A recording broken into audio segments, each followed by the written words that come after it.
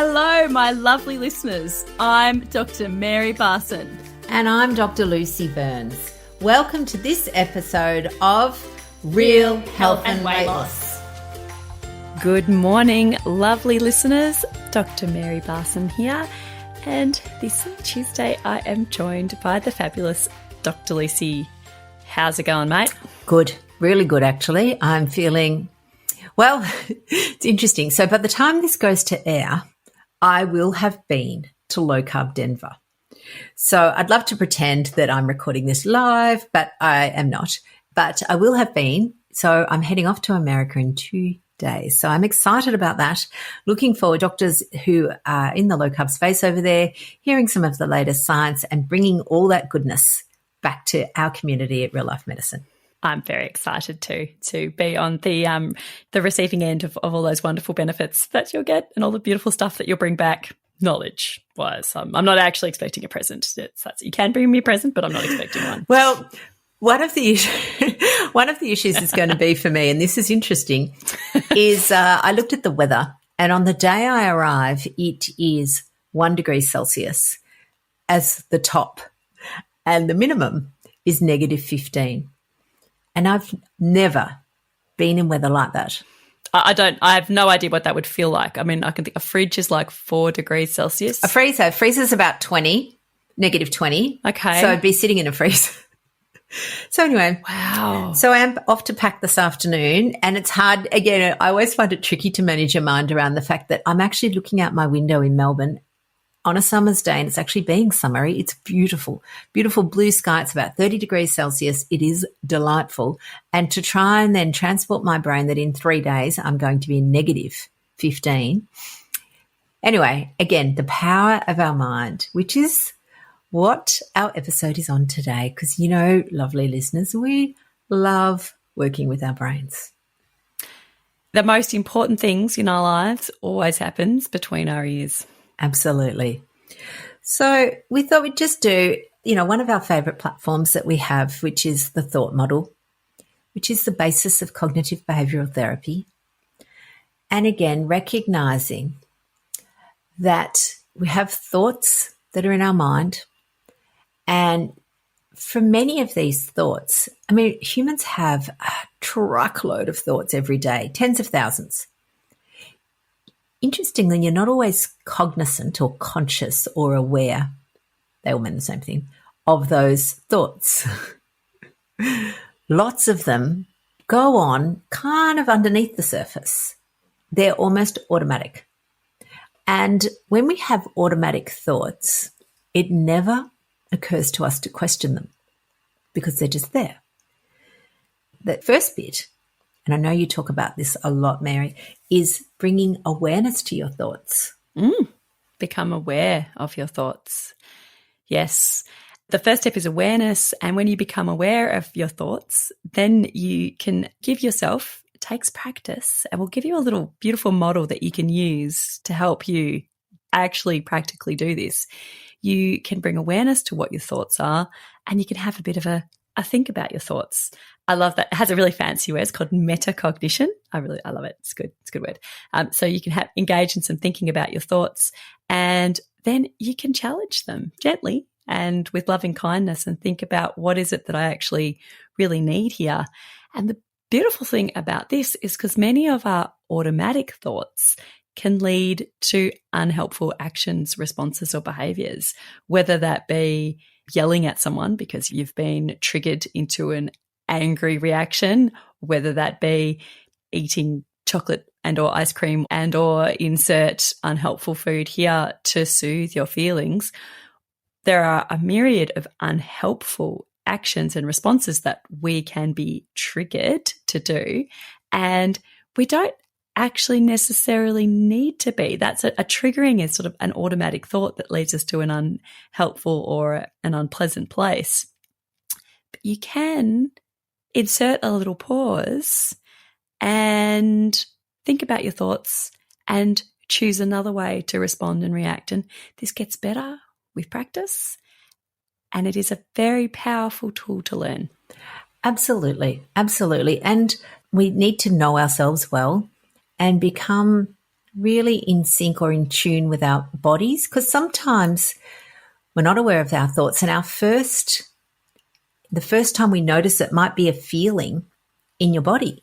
So for some people, it'll be that, that feeling in your gut where there's a little, ugh, and you go, oh God, what's that? And we might identify it as anxiety. Or some people actually won't identify it as anxiety. They'll identify it as sick. I feel sick. Or they'll go, I feel tight in my chest. And the phrase for that is somatic, which means it's a body feeling. So if you find that you've got those coming, again, you go, what's going on there? Because those sorts of body feelings are just the way our body expresses our emotions. Our mind and our body, they're the same thing. They really are. That's right. So interesting, isn't it? Yep. And again, medicine is very good at separating out the mind and the body. And the thought was always that all doctors deal with the body unless you're a psychiatrist, in which case you deal with the mind and everyone else, and you don't deal with the body. It's like, no, we've moved a long way forward, thank God. The mind and body are one. Indeed. So our brain kind of has two jobs. It's got lots of jobs, but two of its main jobs are to keep us safe, okay, because as a human, we're quite vulnerable. We don't have claws or wings or feathers, or we can't run that fast. So we are quite vulnerable. So its job is always to be looking for things that might feel unsafe. And then its second job is to make us feel better, because isn't that what everyone wants to do? They just want to feel better. So when Mary was talking about the word triggered, the trigger is often a place where you don't feel safe. But we don't call it that because that feels a bit weird, doesn't it? Yes, yeah. We humans can get triggered for all kinds of reasons, and sometimes we can be triggered to feel like we're in a really very unsafe, very unpleasant emotional state, or we might be triggered to be just in a mildly unpleasant state, or we can even be triggered to be in a happy state and to feel joy and excitement. So there are lots of gradations of triggering, but when people say, I feel really triggered, usually what people are talking about is that they see or hear something that sets up an automatic thought process that takes them back into a frightened state. For some reason, they are feeling fearful. This is usually a alert response, and it's our brain trying to keep us safe. And it could be trauma from our past, or, that we experienced or someone close to us experienced. It could be little capital, it could be little like lowercase t trauma or big capital T trauma. And something can happen and we can be brought back into thinking about that and into that unpleasant place. And that certainly isn't fun. And I think Lucy and I see it happen a lot with our beautiful people, our beautiful members, the people in our real life medicine community and world are traumatized by toxic diet culture. And there is lowercase and capital T case trauma scattered throughout there. And I can be really surprised sometimes at when I think that my language is moderate and loving, as it is most of the time, I can still trigger people. And a big part of what we do is helping people understand what's going on with their brain when they're triggered, so that you can be triggered less often, because it ain't fun. You don't really want to live your life like that. No. In fact, what happens is when you can learn to identify what's going on, and as I said, people are at varying stages. So some people don't recognize that it's a trigger. They just have those uncomfortable feelings. They feel yucky. They've got guts, or they're, as I said, you've got chest pain. They don't actually realize that they've been triggered by something. But when you learn to identify something that is triggering you, the next step is to actually take a little bit of ownership on that, because you can change it. We don't want to be in that situation where we feel helpless and that we can't control anything unless we don't experience the trigger, because that just means you have to live your life stuck in your house, and maybe even that's triggering. Or, so this idea that, okay, I see what happened there. That was triggering. Now, of course, I make it sound quite benign there, like, no, I see there's a, ice cream sundae. And I recognize that for a lot of people, it is much more dramatic than that. But our brain is also a pattern machine. That's why it does this. So the things that trigger you will trigger you time and time again. And when you learn to recognize that pattern, you can then start to look at your beautiful thoughts and think, could I think differently about this situation? And if you can come to that point, could I think differently? That will open up a beautiful range of possibilities for your brain. If your response is, no, I can't think differently, this is how it is, then really then you're kind of stuck with that one option. And it would be so much better, I think, if you've got a range of options to choose. Yes. I have this lovely tool that I use, and a tool that we teach our beautiful people, borrowed from the Emotion Coaching Goddam Institute's research around parenting, around emotionally coaching your children. Because you can, yes, emotionally coaching your children is a really sensible thing to do, but before that, we actually need to emotionally coach ourselves. And I love this tool. It's so simple, and I'm gonna talk about it now. Get excited, everybody.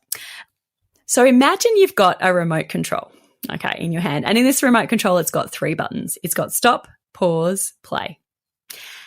And when you first notice, you need to bring awareness, when you first notice that your thoughts are going off in an unhelpful direction, that you've been triggered somehow, you can push stop. And when you push stop, you just literally stop what you're doing and ground yourself. And a great way to ground yourself is to just quite literally put your feet on the ground. If you're sitting, just put your feet on the ground. If you're standing already, just notice your feet on the ground. That is your stop. Okay, so you push stop. And then you can push pause. And with this pause, focus on your breath. Just simply take 5 deep breaths. You don't have to do it, obviously. You can if you want to, but you don't have to.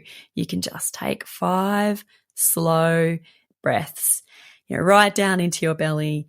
And when you're doing that, you are turning on the relaxation pathways in your brain. The parasympathetic nervous system is getting activated, and you are bringing down your stress levels, bringing down your arousal levels down into a nice calm state. And you can feel that calmness in your body.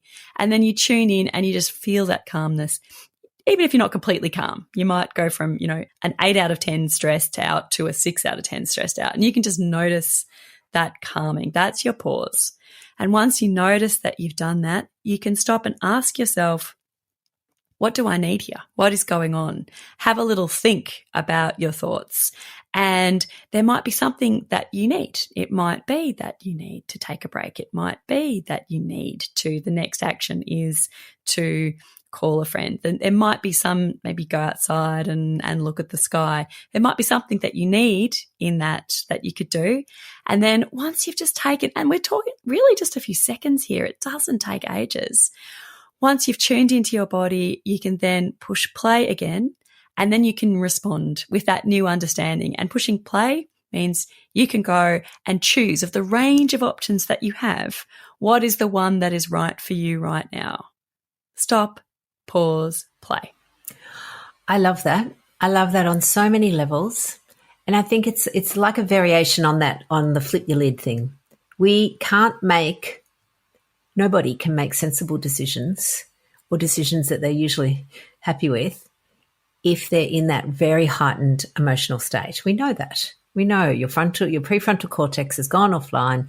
You're acting from the place of your amygdala.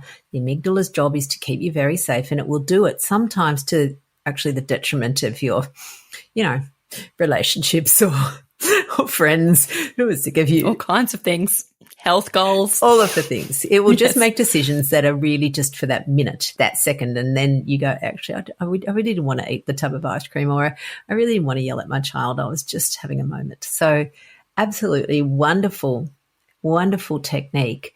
And it's interesting because as you were speaking then, I was being lulled into some of the words that you do use in your hypnosis, which we both do when we teach our people hypnosis sessions, we talk often about the relaxation phase and how important it is and how that, just slowing your breathing down elicits your relaxation response.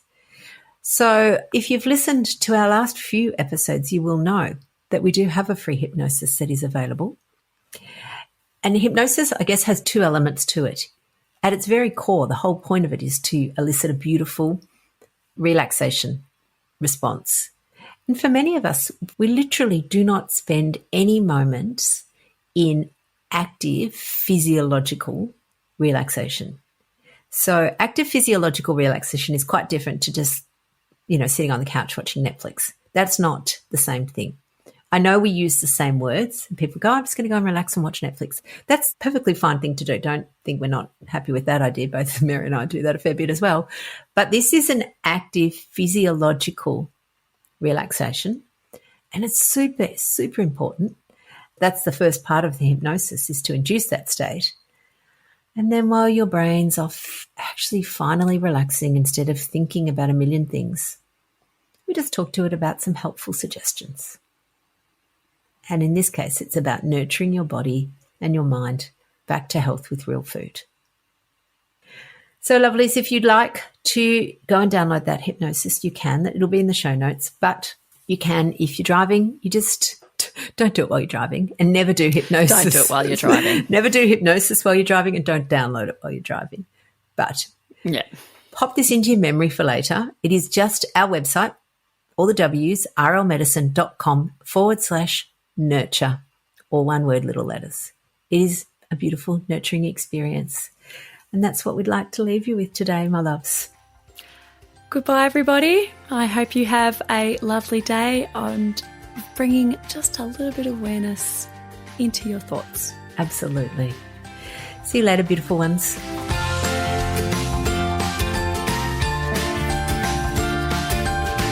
So, my lovely listeners, that ends this episode of Real Health and Weight Loss. I'm Dr. Lucy Burns. And I'm Dr. Mary Barson. We're from Real Life Medicine. To contact us, please visit rlmedicine.com. And until next time, thanks for listening. The information shared on the Real Health and Weight Loss podcast, including show notes and links, provides general information only. It is not a substitute, nor is it intended to provide individualised medical advice, diagnosis, or treatment, nor can it be construed as such. Please consult your doctor for any medical concerns.